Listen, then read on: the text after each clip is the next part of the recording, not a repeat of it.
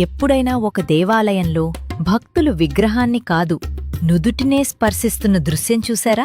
శ్రీశైలం సమీపంలోని నల్లమల అటవీ లోతుల్లో నాగార్జునసాగర్ శ్రీశైలం పులుల అభయారణ్యంలో వెలసిన ఇష్టకామేశ్వరి దేవాలయంలో ఇది ఇప్పటికీ కొనసాగుతున్న ఆచారం.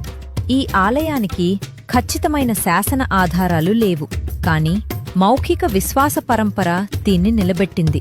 ఇక్కడ విశిష్ట ఆచారం అమ్మవారి విగ్రహం నుదుటిని మృదువుగా స్పర్శించడం. హిందూ ఆధ్యాత్మిక భావజాలంలో నుదుటి ప్రాంతం సంకల్పానికి ప్రతీకగా భావించబడుతుంది. అందుకే భక్తులు తమ కోరికలను మాటల్లో కాదు, సంకల్పంగా సమర్పిస్తారు. ఈ ప్రాంతం చెంచు గిరిజన సంస్కృతితో చారిత్రక అనుబంధం కలిగి ఉంది. ఇది అధికారిక శక్తిపీఠం కాదు, అయితే నల్లమల ప్రాంతంలోని ప్రాచీన ఆధ్యాత్మిక కేంద్రాలలో ఒకటి.